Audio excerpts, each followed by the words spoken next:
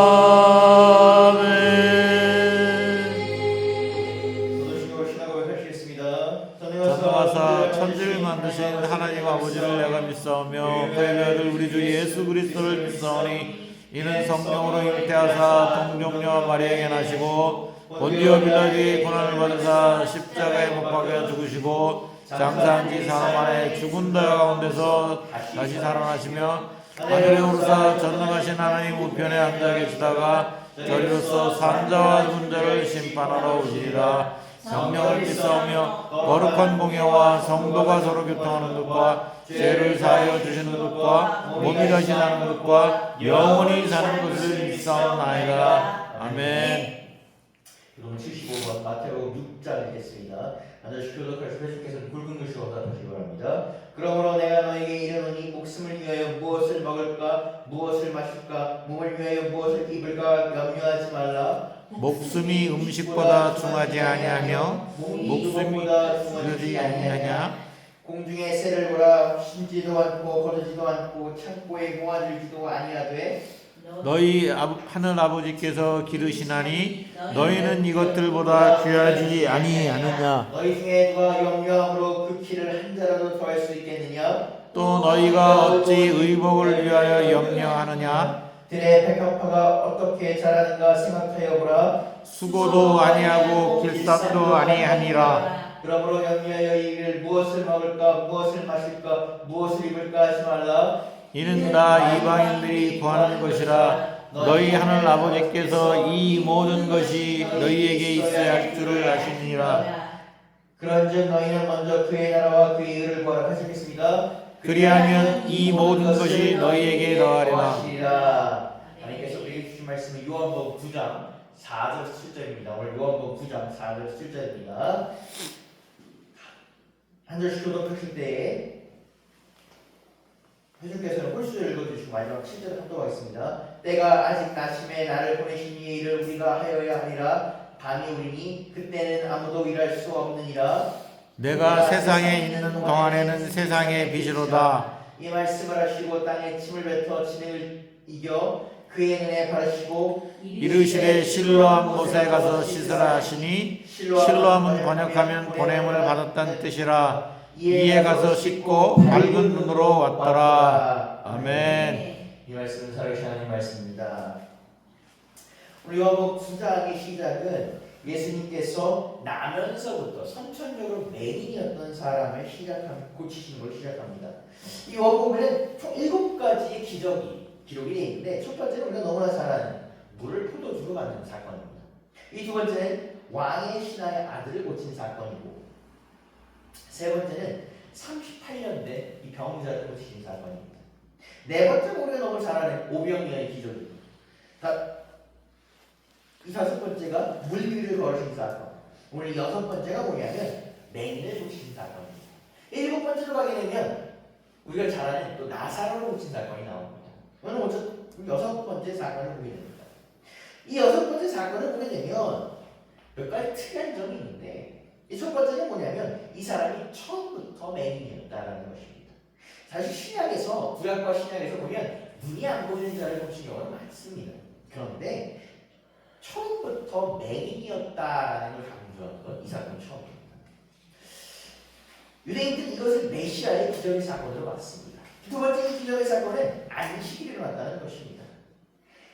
요한복음에서는 이 안식일에 관련된 예수님과 바리새인들의 논쟁을 종종 얘기하는데 이 유대 전승에 따르면 안식일에 해서는 안 될 일이 39가지가 있습니다. 그 중에 하나가 뭐냐면 이 반죽하는 것, 치워하는 것입니다. 오늘 본문에 보게 되면 이 자의 눈을 고치실 때 흙을 빚었다라고 합니다. 이것은 반죽이랑 관련되어 있는 거기 때문에 유대인들의 기준에서 보게 되면 반죽을 하였고 병을 고쳤다는 것은 안식일을 어긴다는 행동이었습니다. 오늘 본문에서 예수님은 어디론가 향하고 계셨는데 이 8장의 마지막을 보게 되면 예수님께서 성전에서 이 유대인들과 격렬하게 논쟁을 하셨습니다.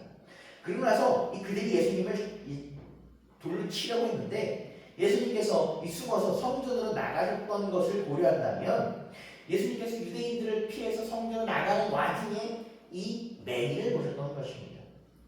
이 맹인은 아까 얘기한 것처럼 선천적으로 아주 못 보는 자입니다. 즉, 이 사람은 태어날 때부터 빛을 본 적이 없습니다. 앞을 본 적이 없었고 태어날 때부터 부모의 얼굴도 못 봤고 해도 못 봤고 어떤 것도 본 적이 없습니다. 그러니까 깜깜한 삶을 살았던 것입니다. 그는 깨어있었지만 깨어있다고 볼 수가 없습니다. 그의 깨어있는 삶은 어둠이 가득 있었기 때문입니다. 그런데 이 맹인을 봤을 때 제자들이 예수님에게 물어봅니다. 주님, 이 사람이 맹인을 태어난 것은 이 사람의 잘못입니까? 이 사람의 부모의 잘못입니까? 갑자기 왜 뜬딴지같이 이런 질문을 하는가? 왜 갑자기 이렇게 어떻게 보면 좀 가혹해 보이는 질문을 하는가? 라면 이것은 유대인들의 관습과 관련이 있습니다. 이 유대인들은 질병과 고난은 죄의 결과물이라고 있습니다. 그렇기 때문에 사실 이 예수님께서 많은 사람들을 치유하셨는데 성경에 보게 되면 이 사람들을 고치려는 이전에 이 사람들을 고치는 시도가 별로 없습니다. 왜? 벌 받아서 이렇게 했다고 생각하기 때문에 이 사람들은 내버려 뒀습니다. 이거 죄져서 그렇지. 근데 예수님께서 이 사람들을 고치기 시작한 겁니다. 그러니까 유대인들 기준에서 바리새인들이나 그런 사람들 기준은 없다? 못마땅한 이거 자체예요. 자, 어쨌든 유대인들은 이 고난과 질병이 죄의 결과라고 믿었는데 어떤 사람들은 부모가 이 태중에서 죄를 지으면 자식이 질병을 얻고 태어난다. 그러니까 부모의 잘못 때문에 자식이 질병을 얻었다고 얘기를 하고 다른 사람들은 뭐라고 얘기하냐면 이 부모의 태중에서 이 태중에 있는 이 아기가 죄를 지으면 그 죄가로 질병을 얻고 태어난다. 라고 이렇게 생각을 했습니다. 근데 그렇기 때문에 서로 이렇게 감론을박이 있었기 때문에 이 제자들은 어떻게 순전하게 그냥 궁금증으로 이 선생님께서는 모든 걸 아시니까 선생님은 어떻게 생각하십니까? 물어봅니다. 그럼 둘 중 뭐가 더 잘못됐다라고 얘기할 때 예수님은 항상 보통 대답을 이렇게 하지 않으시고 제3의 의견을 대답을 하십니다. 오늘 예수님은 뭐라고 하시냐면 제3의 말씀을 뭐라고 하시냐면 하나님의 일이다라고 얘기하십니다. 그러면서 오늘 본문 4절이 시작이 되는데 요한복음 9장 4절에서 5절 읽겠습니다. 때가 아직 낮음에 나를 보내신 내 일을 우리로 하여라 하니라. 밤이 오리니 그때에는 아무도 일할 수 없느니라 라고 합니다. 5절에 보게 되면 내가 세상에 있는 동안에는 세상의 빛이로라 라고 합니다. 이 요한복음은 사도 요한은 예수님의 사역을 뭐라고 하냐면 나를 보내신 이의 일이라 라고 표현합니다. 이것이 사실 요한이 굉장히 요한복음에서 강조하는 것입니다.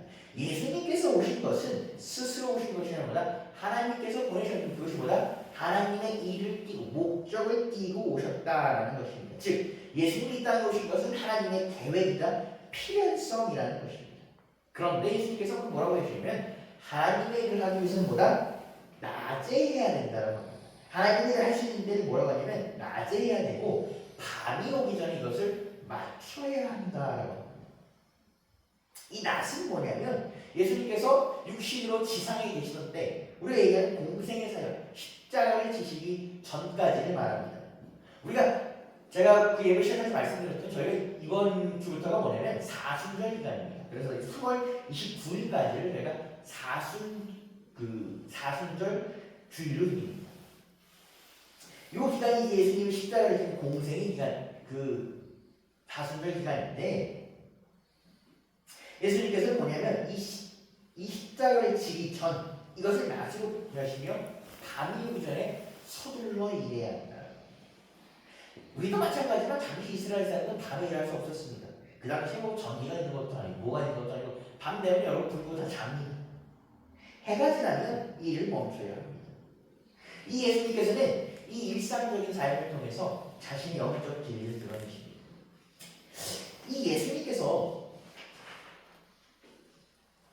말씀하신 구절은 이 여러 가지로 해석이 될 수 있는데 첫 번째, 예수님께서 오셨을 때 예수님께서 이 낮에 일해야 된다는 것은 예수님 스스로에게 적용될 수 있습니다.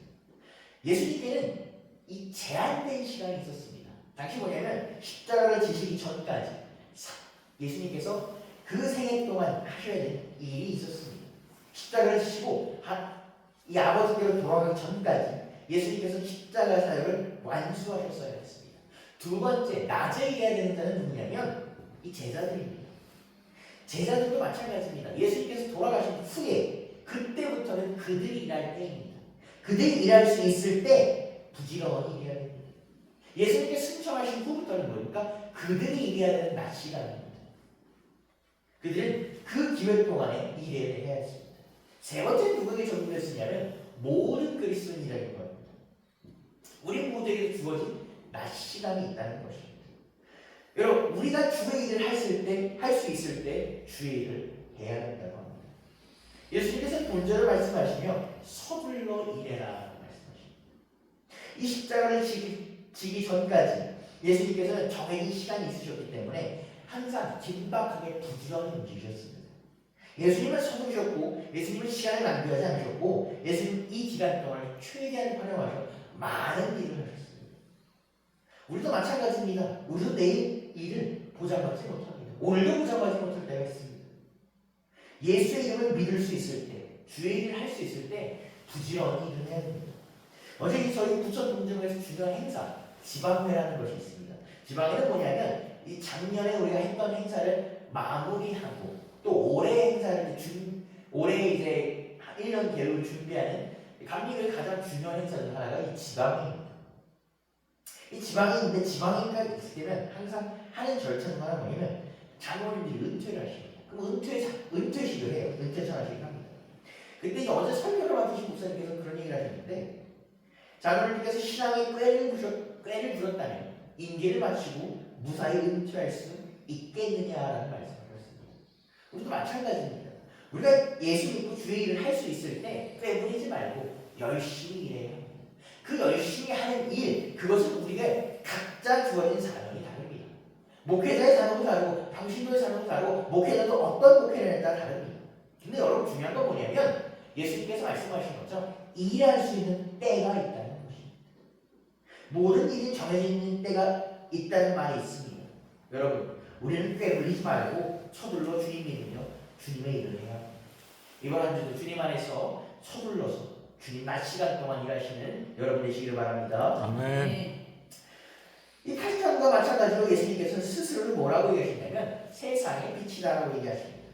예수님께서 세상의 빛으로 우리를 비추려고 육신을 입고 이 땅에 오셨습니다. 예수님을 믿지 않는 사람들에게 우리는 예수가 누구인지를 설명합니다. 사실 복음서도 보게 되면 예수가 누구인지를 설명하는 얘기가 되게 많습니다. 이 마태복음, 유대인들을 위에 쓰였던 마태복음은 하나님의 아들이다. 다윗과 아브라함과 다윗의 자손으로 온다라는 그 얘기를 강조합니다. 마가복음과 누가복음 다 다르게 얘기합니다. 요한복음도 다르게 얘기합니다. 우리가 그러면 우리는 지금 시대에 예수 믿지 않는 사람들에게 어떻게 예수가 누구인지 설명해야 될까요? 요한은 우리에게 힌트를 줍니다. 오늘 본문은 뭐라고 얘기하면 맹인처럼 눈 감고 인생길을 살아가는 우리에게 빛이 되는 사람이 누구다? 예수다.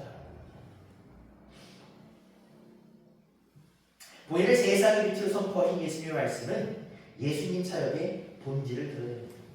예수님께서 빛으로 오셨기 때문에 빛이 하는 일은 뭡니까? 온 만물을 비추는 겁니다. 예수님은 비추시는 방법을 가르치셨고 치유하셨고 죄를 쫓아내셨고 용서하셨습니다. 이것이 뭐냐면 어둠을 가리고 빛을 비추는 겁니다. 예수님께서 맹인의 눈을 뜨게 하시는 것은 단순한 의학적 치료가 아니라 빛이 어둠을 물리치는 것.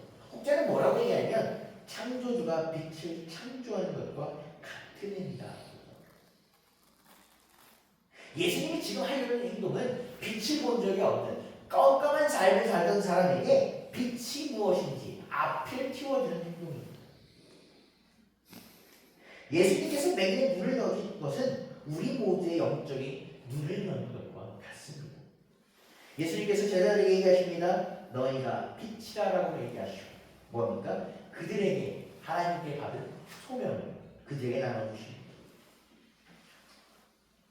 예수님께서 이 땅을 떠나신 후에 제자들은 세상의 빛이 되려 노력했습니다. 그들은 많은 탄압을 받았고 목숨도 잃었고 끝까지 세상 끝까지 예수님의 말씀을 전하며 세상의 빛이 되고자 했습니다. 제자들은 예수님으로부터 비롯된 빛이었습니다.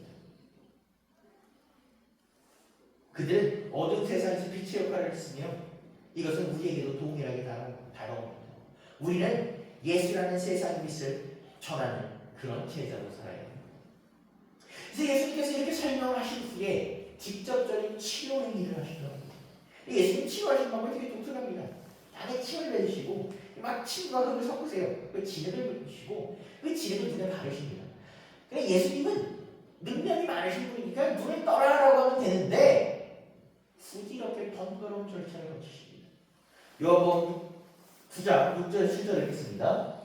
이 말씀을 하시고 땅에 침을 뱉어 진흙을 이겨 그의 눈에 바르시고 이르시되 실로암 못에 가서 씻으라 하시니 실로암은 번역하면 보냄을 받았다는 뜻이라 이에 가서 씻고 밝은 눈으로 왔더라. 왜 예수님은 이런 방법을 사용하셨을까? 예수님은 사실 병을 고치실 때 다 다르게 하십니다. 어떨 때는 말씀으로 고치셨고 어떨 때는 나병 환자를 할 때 손으로 내셨습니다. 어떤 사람은 혈류병과인 여인, 이 여인은 예수님이 고치려고 하는 거 겉으로 볼 때 그러진 않았는데 이 여인이 손을 갖다 대니까 바로 나았습니다. 오늘은 원래는 침과 지름을 사용합니다. 아까 말씀드렸듯이 예수님께서 사람의 눈을 띄워서 빛을 내는 것은 하나님이 빛을 창조하는 행위와 같다라고 말씀드렸습니다. 의도적으로 이 요한복음과 창세기를 대치를 시킵니다.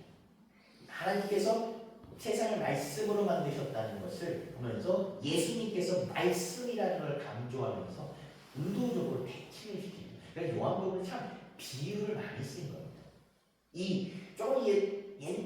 조금 이제 설교와 관련 없는 얘기지만 그렇기 때문에 예전 이단들이 이 요한복음을 많이 자기네들이 왜곡하여 사용했습니다. 왜? 요한복음에 비유가 많이 들어있기 때문입니다. 그렇기 여러분이 요한복음을 볼 때는 이 비유를 잘 보셔야 됩니다. 오늘 이 침과 흙을 보면 이 창조의 힘입니다. 하나님은 이 흙으로 사람을 만드셨습니다. 예수님께서는 이 흙으로 진흙을 만드셔서 창조를 하셨습니다. 예수님께서 지금 여기서 사람의 눈을 고치는 행위는 단순히 눈을 고치는 것이 아니라 창조하는 것입니다. 그는 나면서부터 맹인이었기 때문에 어떻게 보면 눈이라는 것이 없는 사람이었습니다. 근데 예수님께서 어떻게 하십니까? 흙으로 그의 눈을 창조해 주셨습니다. 두 번째는 뭐냐면 믿음을 시험해 보셨습니다. 여러분 눈에 진흙을 바르는 거 여기서 어떻게 보면 뭐하는 짓인가 하는 생각이 듭니다. 아니 갖다 안 보이는 사람한테 눈에 진흙 바르시면 여러분 더 잘 보이겠습니까? 장난하는 것도 아니고 그렇죠? 옆에 제자들이 봤을 때는 뭐하는 짓인가라고 생각했을 것이고 맹인조차도 이 사람이 나를 나하고 좀 장난치나라고 생각했을 겁니다. 그런데 그럼 뭐라고 하십니까? 실로암 못에 가서 씻으라고 했습니다. 제가 맹인이었다면 그 사람 예수님한테 욕을 했을지도 모릅니다. 나하고 장난하시오. 그런데 그 맹인 어떻게 했습니까? 가서 씻었습니다. 그러니까 어떻게 합니까? 눈이 떠졌습니다. 성경에 보게 되면 우리가 그런 얘기를 주여 나한테 기적을 보여주시오. 내가 기적을 보여주면 믿겠습니다라고 합니다. 근데 아이러니하게 기적은 믿을 준비가 돼 있는 자에게 나타나는 것이 기적입니다. 아멘. 성경에서 예수님이 그런 얘기를 하십니다. 예수님이 갈릴리 자기 고향으로 돌아가시는데 갈릴리 고향에서 우리가 예수님의 30년의 삶을 알 수가 없습니다. 이전 30년의 삶은. 또 죄송한 얘기지만 예수님이 이전 30년의 삶은 특별한 거 그냥 목수하셨습니다. 그냥 열심히 목수하신 겁니다. 누가 이런 목수의 소리를 듣더라고요. 왜 그 예수님의 제자들 배드가 어부기 때문에 아주 이 신체적으로 아주 건장하고 힘이 좋았을 겁니다. 어떻게 이런 사람들이 예수님 말을 잘 들었을까? 그건 누가 우스갯소리로 예수님 30년 목수하셨기 때문에 까불면 맞으실 수 있다. 물론 사실이 아닙니다만 그만큼 예수님 오래 목수하셨습니다. 근데 이 갈릴리로 돌아가니까 갈릴리 사람들은 예수님 목수하시면 잘 알잖아요. 그러니까 뭐라고 합니까? 저 사람이 무슨 선지자야. 내가 저 사람 목수하면 다 아는데. 저 사람은 밟으려면 목수였는데. 그러니까 예수님은 어떻게 합니까? 그곳을 기적을 보이려고 그냥 나오십니다. 왜? 믿지 않았기 때문에 기적이 들어갈 틈이 없다는 거죠. 오늘 맹인은 눈이 멀었습니다. 눈에 진흙 바라봤어요. 어떻게 보면 맹인이 크게 기대 안 했을지도 모릅니다. 그러나 그가 씻으니까 어떻게 됩니까? 눈이 보였습니다. 여러분 우리가 하나님이 하시는 방법에 대해서 참 이해 안 되는 게 있습니다. 하나님, 내가 생각하는 이 방법이 최고의 방법인데 그냥 내 방법대로 하시면 안 돼요? 제가 항상 얘기합니다. 저는 사실 여러분이 그렇게 얘기하시는 것에 대해서 그것이 맞을 수 있다고 생각합니다. 여러분의 상황은 여러분이 제일 잘 아십니다.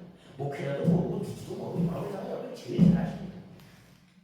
그런데 그렇기 때문에 우리가 문제가 발생합니다.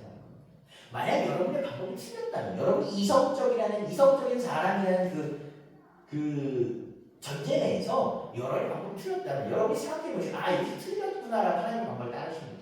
그런데 여러분이 아무리 돌이켜봤습니다. 여러분의 방법이 맞기 때문에 하나님과 다툼이 일어납니다. 왜? 서로 맞다고 얘기합니다.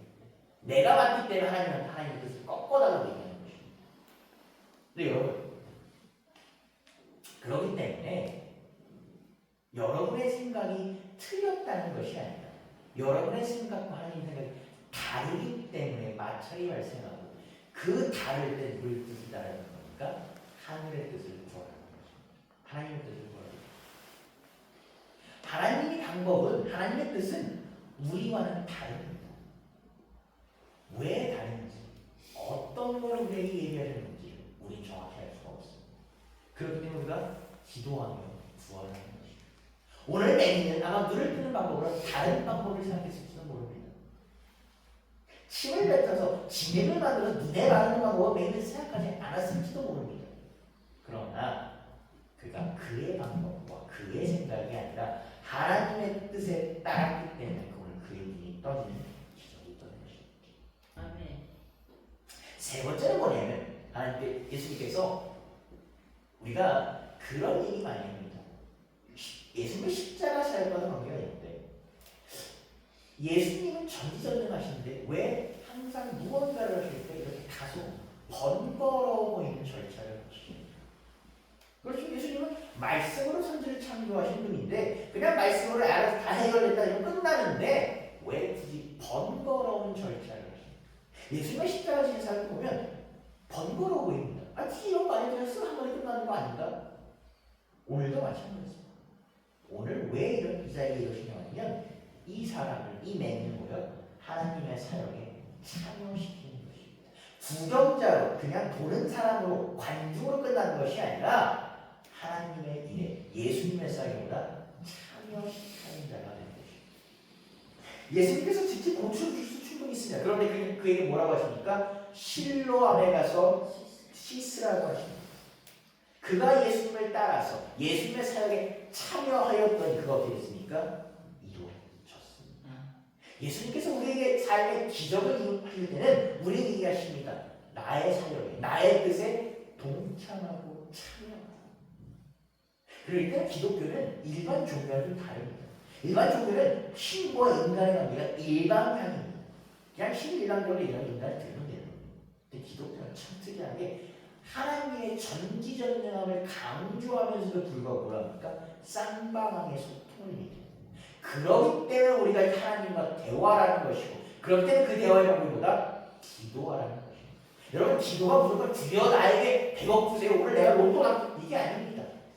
하나님과 대화하는 것입니다. 하나님의 일에 참여하라는 것입니다. 오늘 이 맹인이 어떻게 했습니까? 하나님의 참여했습니다. 그러니까 그가 기적을 구하고 눈이 떠졌습니다. 예수님께서 진흙을 눈에 바르시니 이에 얘기하십니다. 실로암에서 눈을 씻으라. 이 실로암이라는 장소는 유대인에 있어서 이 신학적으로 역사적으로 매우 중요한 장소입니다. 이것을 이렇게 간추적해서 말씀드리자면 실로암은 요한이 얘기한 것처럼 돈의 짐이라는 의미입니다. 이 실로암이라는 장소를 찝어서 물로 씻었다는 것은 함축적입니다. 여러분 요한은 계속 예수님에 대해서 뭐라고 강조합니까? 보냄받은 하나님의 일을 하는 이라고 합니다. 즉 하나님으로부터 보내심을 받은 이 예수께 나아가는 장소가 오늘 뭐다? 보내심을 얘기하는 실로라는 것입니다. 예수님께서 맹인에게 실로함으로 가라고 하십니다. 그것은 뭐냐면 보내심을 받은 이에게 가라는 겁니다. 예수님께서 얘기하십니다. 가라라고 명하십니다. 맹인에게 두 가지 선택지가 있습니다. 가는 것과 가지 않는 것. 오늘 본문의 맹인은 뭐였습니까? 가는 선택을 했습니다. 그가 예수님의 말에 어떻게 진짜 믿어서 했는지, 반신반의로 했는지, 포기를 했는지는 오늘 보면 나오지 않습니다. 그러나 그는 그곳에 도착했습니다. 여러분 생각해 보십시오. 갖다놔도 안 보이는데 눈에 진흙바랐으면 얼마나 불편하겠습니까? 그 길로 실로암을 걸어갔습니다. 저 같은 중간에 안 갈 수 있습니다. 이게 힘들게 가야 된다. 그런데 그가 실로암에 도달했습니다. 그 갈 길이 얼마인지는 알 수 없습니다. 그러나 여러분 눈을 감고 한번 걸어보십시오. 그것이 참 불편합니다. 그가 나아갔습니다. 그가 실로암에 순종해 나아갈 것 됩니까? 결과가 나타납니다. 밝은 눈으로 왔더라. 그가 실로암에 도착해서 물 씻으니까 보고 있었다는 것입니다. 이전까지는 본 적이 없는 사람들이 그가 물 씻으니까 눈으로 보았다는 것입니다. 이것이 오늘 성경에서 말하는 기적입니다. 예수님께서 말씀하셨고 맹인이 그에 응답하였고 하나님께서 역사하셨습니다. 여러분 우리 삶 가운데 이 하나님의 기적을 많이 바랍니다. 역사하시는 많이 바랍니다. 그렇죠? 교회 다니면서 우리가 그런 거 안 바라는 사람 없습니다. 주님 나 잘 되게 해주시고 주님 우리 가족 잘 되게 해주시고 우리 자식도 잘 되게 해주시고 다 그런 거 바랍니다. 오늘 그 바람이 이루어지면 성경이 얘기합니다. 응답. 가는 선택지와 가지 않는 선택지가 있는데 그 중에서 가는 선택지를 한 사람에게는 눈이 보일 것이고 가지 않는 선택지를 하는 사람은 이전과 삶이 똑같을 것이다. 아멘. 성경에 보게 되면 많은 사람들이 기적의 순간에서 이 갈림길을 합니다. 갈 것인가 가지 말 것인가. 우리는 그 사람들이 기적을 받았다는 것만 기억하고 그것만 부러워합니다. 그런데 기적을 받은 사람들은 받을 준비가 되고 있습니다. 여러분, 우리가 축복을 받고 싶고 기적을 받으려면 준비되어야 합니다. 준비된 자는 하나님 기적이 우리에게 임하는 것입니다. 아멘. 본문에서 예수님은 세상의 빛이라 얘기하십니다. 이 세상은 어둠 가운데 있습니다. 빛은 어둠이 있기 때문에 더 환하게 빛나는 것이고 그 어둠을 몰아내는 것입니다. 빛을 오신 예수님께서 맹인의 문을 열어주셨던 것처럼 이 우리의 영적인 문을 열어주실 수 있습니다. 여러분 우리가 지금 갈 때는 눈 감고 걸어가는 있습니다. 비틀비틀 이거 가야 되나 라는 사람들입니다. 그럼에도 불구하고 오늘 맹인처럼 나아갈 때 여러분이 밝은 눈으로 보일 것입니다. 예수님께서 여러분의 눈을 띄워주기 위하여 진흙을 바르는 다소 이상한 방법을 하실 수도 있습니다. 내 생각에 그냥 눈 띄면 편한 건데 왜 실로암까지 가서 번거롭게 눈을 씻으라 그러나 라는 불평이 들 수도 있습니다. 그러나 여러분 그 불평 실로암에 도착하신 후에 하십시오. 설사 불평이 들지라도 실로암으로 걸어가십시오. 맹인이 어떤 마음으로 100% 갔는지는 그냥 아무도 알 수 없습니다. 100% 순종하는 마음으로 갔을 수도 있고 마음으로 붕실붕실 됐을 수도 있고 큰 의미 있겠어라고 하실 수도 있습니다. 그러나 그는 걸어갔습니다. 그리고 그의 눈이 떠진 것입니다. 여러분도 마찬가지입니다. 여러분 우리가 하나님의 일을 하면서 하나님께 무엇을 구하면서 여러분 속에서 원망이 안 들 때가 안 들 수가 없고 불평이 안 들 수 없습니다. 그러나 여러분 꼭 기억하십시오. 맹인은 그 실로암으로 걸어갔습니다. 그가 이 실로암으로 가지 않았다면 그는 밝은 눈으로 치유하지 못했을 것입니다. 사랑하는 성도 여러분, 우리는 맹인으로 산다고 합니다. 우리는 눈이 보임에도 불구하고 맹인으로 산다고 합니다. 우리의 영적인 눈이 가려졌기 때문에 우리는 하나님을 보지 못했고 진리를 깨닫지 못했고 우리가 어떤 상태인지도 알지 못했었습니다. 그러나 주님께서 우리에게 오셨습니다.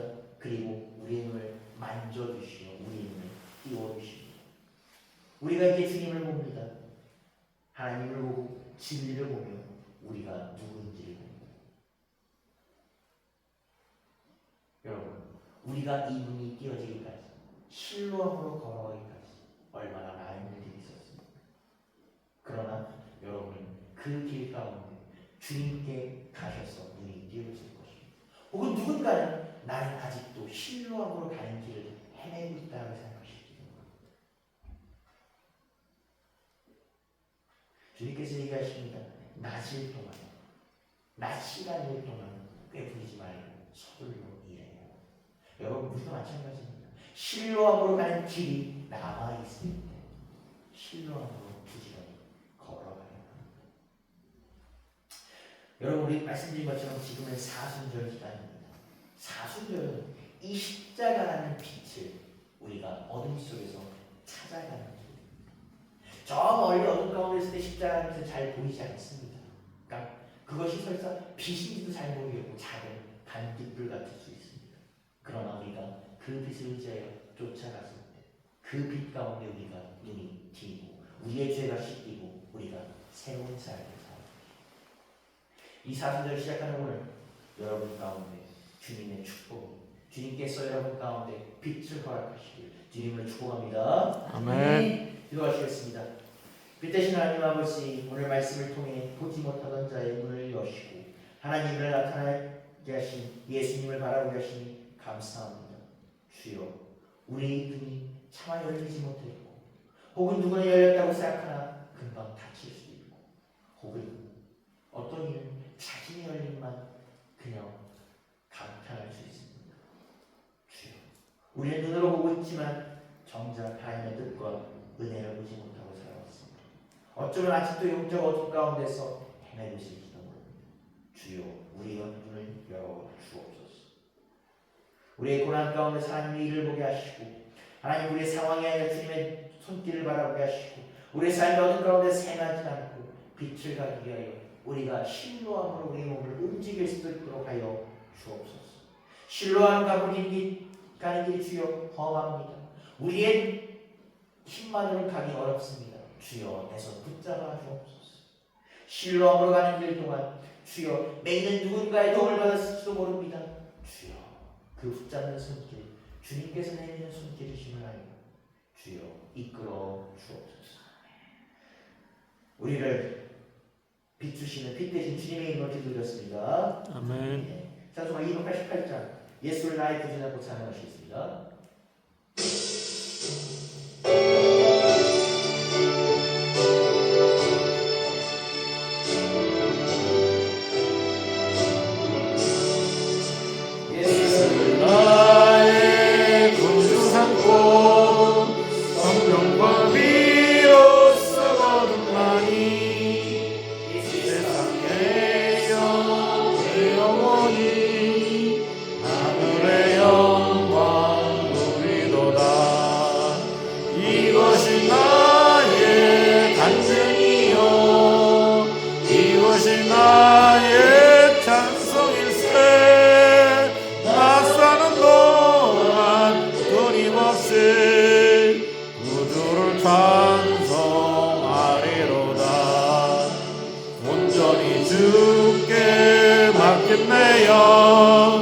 사랑의 음성을 듣는 중에 천사들 왕래하는 것과 하늘의 영광 보리로다.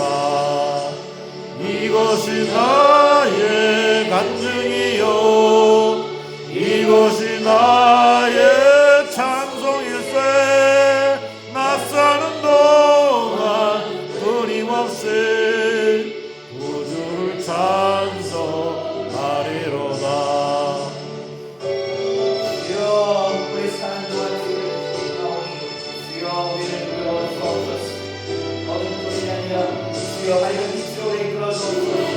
기쁨 누림으로 마음의 풍랑이 잔잔하니 세상과 나는 간보도 없고 구속한 주만 보이도다.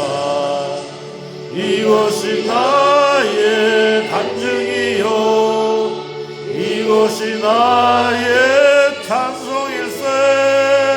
낯서는 동안 끊임없이 구주를 찬송하리로다.